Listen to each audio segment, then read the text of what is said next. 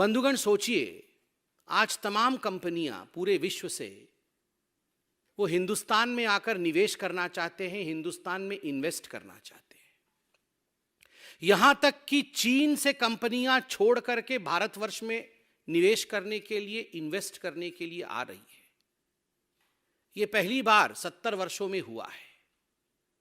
और वहीं parallelly Rahul Gandhi Britain के एक बड़े यूनिवर्सिटी में जाके लोगों के बीच में कहते हैं कि हिंदुस्तान कतई मत चले जाना, अगर आप हिंदुस्तान में इन्वेस्ट करने के लिए सोच रहे हैं तो हिंदुस्तान से खतरनाक स्थान और कोई नहीं है। यदि किसी प्रकार की परेशानी हो जाएगी तो जुडिशियरी आपकी सुनेगी नहीं, क्योंकि जुडिशियरी कॉन्स्ट्रेंट में है, कॉम्प्रोमाइज्ड हो चुकी है। मीडिया वहां सच नहीं दिखाता है। जो परिस्थिति मीडिया हिंदुस्तान की दिखा रही है वो हकीकत नहीं है। हिंदुस्तान में लोकतंत्र डेंजर में है और लोकतंत्र समाप्ति की ओर है। यह संदेश विश्व के एक बड़े प्लेटफॉर्म में खड़े होकर राहुल गांधी पूरे विश्व को देने की कोशिश कर रहे हैं। मुझे तो आश्चर्य हो रहा है। वैसे तो लोग जानते हैं, विश्व भर में लोग जानते हैं राहुल गांधी क्या है, कितना विश्वास करना है, कितना विश्वास नहीं करना है। मगर एक पल के लिए जरा आंख बंद करके सोचिए, जिस पाकिस्तान ने भी हिंदुस्तान के विषय में यह सब कहने से कतराया है, हिम्मत नहीं करता है पाकिस्तान ग्लोबल फोरम में खड़े होकर यह कहे कि इंडिया की जुडिशरी कॉम्प्रोमाइज्ड है, इंडिया में डेमोक्रेसी नहीं है, इंडिया की मीडिया बिकी हुई मीडिया है। वो राहुल गांधी जाके आज वर्ल्ड प्लेटफॉर्म में इंडिया को इस प्रकार से प्रेजेंट कर रहे हैं। और ठीक दूसरी तरफ राहुल गांधी जी के मैं स्लाइड्स को देख रहा था, प्रेजेंटेशन के स्लाइड को। प्रेस कॉन्फ्रेंस में 5 मिनट की देरी इसलिए हुई क्योंकि मैं 1 घंटे के राहुल गांधी के भाषण को अक्षरशः सुन के आया। वो कहते हैं कि चीन एक अलग किस्म का देश है, चीन सद्भावना चाहता है, चीन जो डेवलपमेंट कर रहा है, चाइना की जो कम्युनिस्ट पार्टी है वो हार्मोनी, कोट अनकोट, क्योंकि अंग्रेजी में उनका भाषण था, दे वॉन्ट हार्मनी, वो हार्मनी चाहती है। उन्होंने कहा कि मैंने पूछा कि क्या चीन एक राष्ट्र है, is China a nation?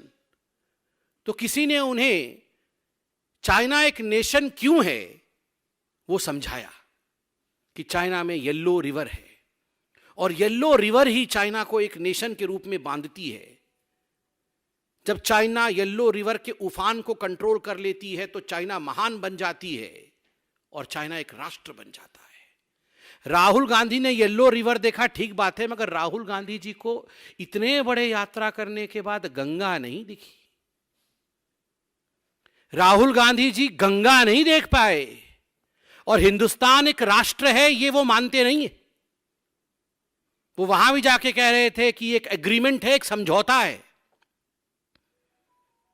India is an agreement. China harmony चाहती है, वहां नेशनलिज्म है क्योंकि वहां येलो रिवर है। गंगा उन्हें दिखा नहीं क्योंकि देखने की कोशिश नहीं की।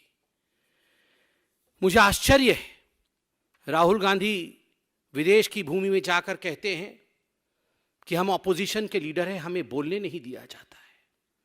वो वहां कहते हैं कि हमारे टेलीफोन के अंदर पेगासस छोड़ दिया गया है और केवल मेरे ही नहीं, विपक्ष के तमाम जो लीडरान हैं उन सब के मोबाइल फोन के अंदर पेगासस था। और उन्हें इंटेलिजेंस ऑफिसर, जो इंटेलिजेंस ऑफिसर राहुल गांधी जी के मोबाइल में पेगासस छोड़कर उनकी बातों को सुन रहे थे, उन्हीं इंटेलिजेंस ऑफिसर्स ने राहुल गांधी को फोन करके कहा, अरे यहां वहां की बात मत करना, ये जो आप लेन देन की बातें करते हो ना वो सब रिकॉर्डिंग हो रही है क्योंकि हमने तुम्हारे में पेगासस लगा दिया है। राहुल जी, ये पेगासस लगा दिया था, सुप्रीम कोर्ट ने जांच कमेटी बैठाई। जांच कमेटी ने कहा आप अपने अपने मोबाइल दीजिए, हम जांच करके देखते हैं उसमें पेगासस है कि क्या है। क्यों नहीं दिया? क्यों नहीं दिया अपना मोबाइल? आपने ना आपने अपना मोबाइल जांच करने के लिए दिया, ना किसी ने आपके पार्टी में से अपने मोबाइल को जांच करने के लिए दिया। और जाके कैम्ब्रिज में कह रहे हैं कि हमारे मोबाइल के अंदर पेगासस है, हमारे मोबाइल में जासूसी हो रही है। राहुल जी, जासूसी कैसे होती थी और सरकारें जासूसी कैसे कराती थी, मैं उसका उदाहरण देता हूं। यूपीए 2 के अंदर याद करिए, वित्त मंत्री प्रणब मुखर्जी, बाद में जो महामहिम राष्ट्रपति बने, आदरणीय प्रणब मुखर्जी जी कह रहे थे मेरे कमरे को बग कराया है कांग्रेस पार्टी के एक बड़े मंत्री ने, चिदम्बरम साहब ने। सोनिया गांधी जी के कहने पर मेरे कमरे को बग कराया गया है और मैं जो बातें करता हूं वो सारी बातें सोनिया जी सुन लेती। ये तो आप अपने घर के अंदर कर रहे थे। 9,000 फोन टैप होता था, यह तो आपने आरटीआई में रिप्लाई दिया है कि यूपीए 2 के कार्यकाल में 9,000 फोन टैप होते थे और बाद में यह संख्या बढ़ के 1 लाख फोन और रोज 500 ईमेल पढ़े जाते थे जासूसी करके। ये तो आपने आरटीआई के माध्यम से और पब्लिक फोरम में मौजूद है। और तो और तत्कालीन प्रधानमंत्री डॉक्टर मनमोहन सिंह ने बिजनेस कम्युनिटी को एड्रेस करते हुए बड़े स्पष्ट रूप से कहा था, हां, देश की सुरक्षा के लिए हम फोन टेपिंग कराते हैं।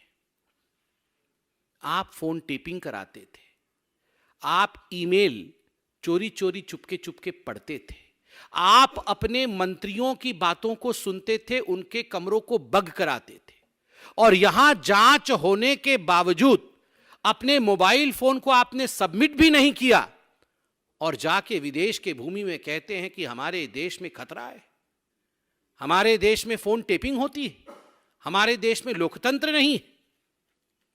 और मुझे दुख इस बात का है, जो लोग वहां ऑडियंस में बैठे थे कैम्ब्रिज में, उनमें से हमारे किसी सम्मानित सिख बंधु की तरफ हाथ करते हुए कहा उन्होंने कि आप तो सिख हैं, कि आप हिंदुस्तानी हैं? उन्होंने कहा हां, मैं हिंदुस्तान से हूं। फिर उन्होंने पूछा क्या आप मुस्लिम हैं? उन्होंने कहा हां। क्या आप हिंदुस्तान से? कहा हां। फिर कहते हैं कि हिंदुस्तान में सिख, ईसाई और मुसलमान जो हैं वो तो सेकंड क्लास सिटीजन है, वो तो द्वितीय दर्जे के नागरिक हैं। आप सोच के देखिए, हिंदुस्तान को डैमेज करने के लिए, to destroy the fabric of India, Rahul Gandhi और गांधी परिवार किस कद तक नीचे गिर सकता है, कहां तक ये जा सकते हैं। मुझे आज सोचने के लिए मजबूर किया है वो 1 घंटे के स्पीच ने राहुल गांधी का। Is mister Gandhi acting as a agent? Hindustan को नीचे गिराने के लिए अगर कोई एजेंसी काम कर रही है, उस एजेंसी के एजेंट के रूप में कहीं राहुल गांधी ऑन पेरोल काम तो नहीं कर रहे हैं? क्योंकि ये जो सवाल मैंने पूछे हैं ये गंभीर है और ये सवाल खत्म नहीं हुए। वो कहते हैं कि जो इंस्टीट्यूशनल फ्रेमवर्क्स हैं एक डेमोक्रेसी को मेंटेन करने के लिए, they have ceased to exist in India. Institutional frameworks टूट गए हैं। और कौन से वो इंस्टीट्यूशनल फ्रेमवर्क्स है which have ceased to exist in India? Parliament. उन्होंने कहा है, अंग्रेजी में कहा है, parliament is not functioning. Independent media has ceased to exist. आप लोग बैठे हैं, मेरे सामने बैठे हुए हैं। डू यू एग्जिस्ट और don't you exist? Please ask yourself. आप अपने आप से पूछिए कि ये जो मीडिया मेरे सामने बैठी हुई है ये एग्जिस्ट करती है या ये बिकी हुई है? आप अपने आप से पूछिए कि independent media has ceased to exist और judiciary has ceased to exist. जब राफेल के ऊपर, जब पेगासस के ऊपर यही जुडिशियरी कमिटी बनाए, जांच आदेश करे, तो जुडिशियरी का बल्ले बल्ले, जुडिशियरी बड़ी अच्छी है। और जब जुडिशियरी कहे कि जांच कमेटी बैठी है, अपने अपने मोबाइल फोन दे दीजिए ताकि जांच कर सके, आप मोबाइल फोन ना दे, और जब जुडिशियरी अपना वर्डिक्ट सुनाए तब जुडिशियरी बिकी हुई है, कॉम्प्रोमाइज्ड हो गई। आपको देश चाहती नहीं है, आपको जनता चाहती नहीं है, चुनाव पे चुनाव आप हार रहे हैं, तो मीडिया क्या दिखाए? वाह वाह राहुल गांधी जीत गए चुनाव, राहुल गांधी। मीडिया हकीकत दिखाती है कि ना हो पाएगा राहुल गांधी से। तो हकीकत दिखाती है तो मीडिया भी इंडिपेंडेंट नहीं है। और इतना ही नहीं, उन्होंने कहा मेरे ऊपर झूठे केस हुए हैं और ऐसे ऐसे केस हुए हैं जिनमें क्रिमिनल केसेस बना दिए गए हैं, वो क्रिमिनल केस नहीं होने चाहिए। ये विदेश में कह रहे हैं। पूरा पड़ताल किया गया कि कौन से केस उनके ऊपर क्रिमिनल हो गए, तो मालूम पड़ा कि मानहानि के 2-4 केस क्रिमिनल केस हुए हैं। आप अगर कहेंगे कि देश के सारे मोदी चोर हैं, आप अगर जिस प्रकार की भाषा का प्रयोग इन्होंने कई लोगों के लिए किया है, अगर उन लोगों ने जाके केस मानहानि का किया है, तो क्या लोकतंत्र समाप्त हो गया? Is Rahul Gandhi above the courts? Is Rahul Gandhi above the law? वो किसी के लिए भी कुछ भी कह दे और कोई भी केस ना करे। और मुझे तो आश्चर्य हुआ जम्मू कश्मीर के बारे में राहुल गांधी ने जो कहा है। उन्होंने कहा कि वो एक वायलेंट प्लेस है और वहां पुलिस जो है वो कोलैप्स हो चुकी है। जम्मू कश्मीर में police has collapsed, there is a security collapse in Jammu Kashmir and there is panic in security forces. मतलब हमारे जो सिक्योरिटी फोर्सेस हैं उनमें पैनिक है और पुलिस कोलैप्स हो चुकी है। वहां सिक्योरिटी फोर्सेस कोलैप्स हो चुके हैं और तुरंत बताते हैं कि मैं वहां आतंकवादी भी मुझे दिखे, वहां पे मिलिटेंट्स भी दिखे, क्योंकि वो तो जिस प्रकार से बोलते हैं समझने में काफी टाइम लगता है, मगर मैंने पूरा समझा है, 2-3 बार सुन के समझा है। आप भी जरा सुन लीजिएगा 2-3 बार, तभी समझ में आएगा।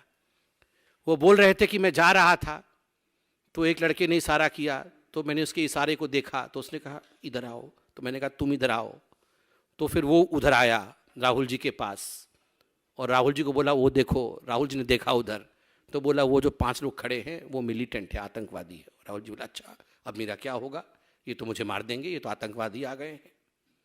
तो बोले नहीं नहीं नहीं, तुम्हें नहीं मारेंगे क्योंकि तुम अहिंसा के साथ चल रहे हो। मतलब फिर राहुल जी ने कहा मुझे, मेरे सामने आतंकवादी खड़े थे और उन्होंने मुझे बहुत, दे गेव मी लुक्स, अंग्रेजी में कहा लुक्स, मतलब भयंकर दृष्टि से देखा, बस तेरा तो आज होने वाला है काम। मगर फिर कुछ नहीं किया। इसलिए नहीं किया क्योंकि मेरे साथ, मेरे अंदर वो सिक्योरिटी तो कोलैप्स हो गई थी, पुलिस तो फेल हो गई थी, मगर उनके अंदर अहिंसा थी। इसलिए आतंकवादियों ने बोला नहीं तेरे अंदर अहिंसा है, तुमको मैं नहीं मारेंगे, तो छोड़ दिया। मतलब ये जो सिक्योरिटी फोर्सेस कोलैप्स हो गई, पुलिस तो कोलैप्स हो गई, मगर ये जो आतंकवादी बम फोड़ करके निर्दोष लोगों को मार रहे हैं पूरे हिंदुस्तान में, और जम्मू कश्मीर में जो निर्दोष लोगों की हत्या हुई, ये निर्दोष लोगों के साथ अहिंसा नहीं थी, इनके साथ हिंसा थी, तभी उनको मार दिया आतंकवादियों ने। और राहुल गांधी के दिल के अंदर से अहिंसा थी, इसलिए आतंकवादी ने तुम्हें छोड़ रहे हैं। क्या बोलते हैं ये राहुल गांधी? विदेश में जाकर देश के खिलाफ इस प्रकार की भाषा का प्रयोग, इस प्रकार से देश बर्बाद हो गया है, इसका प्रस्तुतिकरण राहुल जी, मुझे माफ करिएगा मगर आज मुझे कहना पड़ रहा है, just because you are not a bright kid, that does not mean India is not a bright spot.